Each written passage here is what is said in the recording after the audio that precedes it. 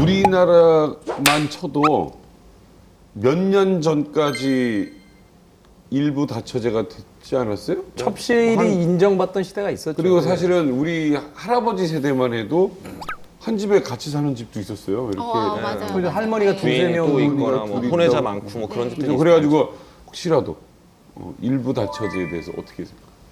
저는 일부 다처나 일처 다부는 안 된다고 보고요. 할 거면 다부 다처. 네, 서로 공평하게.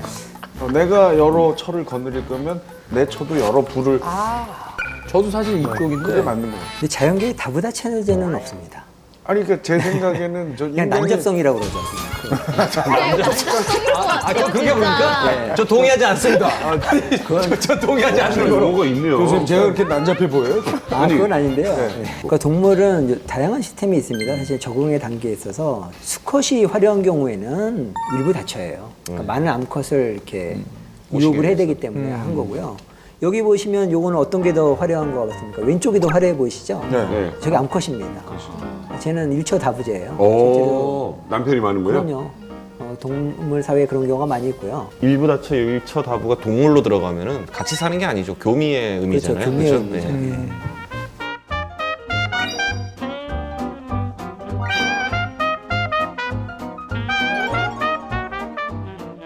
이거는 무게중심 집단 사회도 있어요. 제가 좋아하는 동물 중에 하나인데요. 이건 벌거숭이 두더지라고 하기도 하고 영어로는 네이키드 몰이라는 건데요. 아주 희한한 동물입니다. 얘네들이 아프리카에 이렇게 사막지대에 사는데 앞이 잘 안 보입니다. 시력이 땅속에 살아요. 그런데 보면은 여왕만 새끼를 낳고요. 나머지는 그냥 놀아요. 나머지 암컷들도 네. 저기는 암컷, 수컷이 다 평등해요. 그러니까 성적인 행위가 없어요. 암컷만, 아, 여왕만. 여왕만 몇 명의 그 수컷을 데리고 번식을 합니다. 신기하다. 그리고 나머지들은 그냥 평화롭게 살아요. 그러다가 제 역할이 뭐냐면 뱀이 나타나잖아요. 예. 그러면 나머지 애들이 그냥 돌진합니다. 얘네들이 솔저예요. 먹이가 되는 거예요. 얘네들이 병사는 병사인데 이름만 병사지 가서 잡아먹히고 총알바지로. 총알바지로. 뱀은 이제 배불러서 돌아가는 거죠. 그래도 여왕은 보호가 되잖아요. 그러니까 종족이 전혀 이상을 안 받죠. 근데 놀라운 거는 보통 쥐들이 1, 2년밖에 못 사는데 길어야 3년이고 근데 저 쥐들은 30년을 살아요. 그래서 요즘 굉장히 과학자들이 연구를 많이 하고 있어요. 사회 체제하고 도대체 쟤네들은 왜 이렇게 건강하게 두더지가 장수를 이렇게 하는지. 여왕 말고 일반 병사들도 30년 살아요? 예, 그렇습니다. 제가 굉장히 인상적으로 봤던 게 뭐냐면 침팬지나 고릴라 사회 같은 게 이제 폭력성들이 존재하고 부목을 그 몰아내기 위한 어떤 여러 가지 음모들도 진행이 되고 굉장히 어떤 인간의 어떤 정치 구조와 비스무리한 그런 형상들이 벌어지는데 보노보 원숭이들은 그게 없다라는 얘기를 들은 적이 있거든요. 보노보의 원숭이의 경우에 굉장히 보면 아까 난잡성이긴 하지만은 굉장히 걔네들의 사회적인 친밀도가 높고 특히 그 암컷과 수컷 이런 관계들이 상당히 그 성적인 그 언어도 존재하고요, 실제로. 그래서 커뮤니케이션을 적극적으로 한다는 그런 보고들이 있죠. 그리고 참 난잡이라니까 좀 안 좋은 의미인데 사실 긍정적인 의미도 있어요. 뭐냐면 자연계에 나쁜 아빠들이 많습니다. 그렇죠. 특히 그 숫사자 같은 경우에는 새끼들을 이렇게 물어 죽여요. 그리고 자기 자리를 뺏길까 봐. 그 원숭이들 같은 경우에도 그 새끼들을 죽이는 경우가 있어요. 그래서 그러면 이상하잖아요. 이게 말이 안 되잖아요.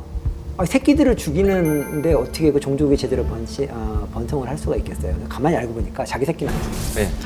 자기 새끼 임신시키려고 남의 새끼 죽이는. 남의 새끼를 죽이는 거예요.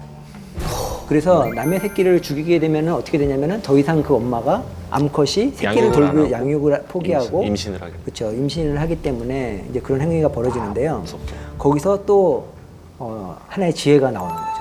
이 원숭이가 어떻게 내 자식인지를 구별하겠어요? 어떻게? 냄새?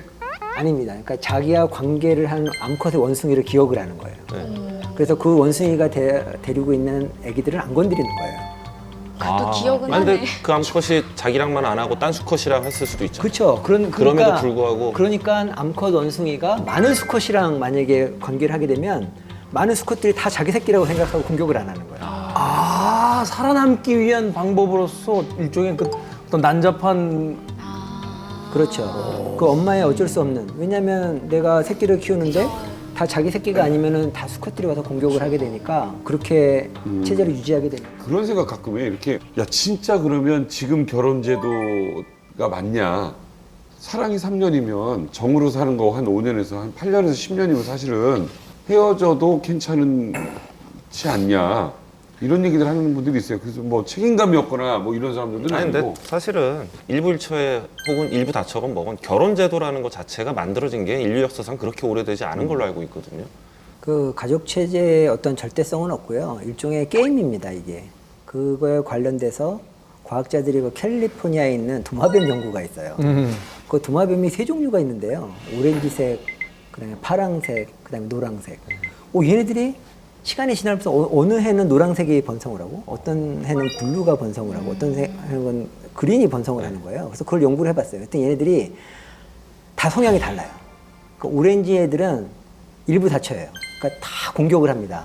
다른 데서 아빠들을 다 쫓아내고 모든 앙컷을 자기가 다 차지해요. 그게. 그래서 걔가 한 전성기를 이렇게 구가를 합니다. 근데 그 다음에 굉장히 지혜로운 애가 나오는데 옐로우라는 애가 나오는데요. 걔는 노란 도마뱀은 어떤 전략을 취하냐면 얘가 다른 가정을 공격하려고 출장 나간 사이에 얼른 들어가서 교미를 하는 거예요.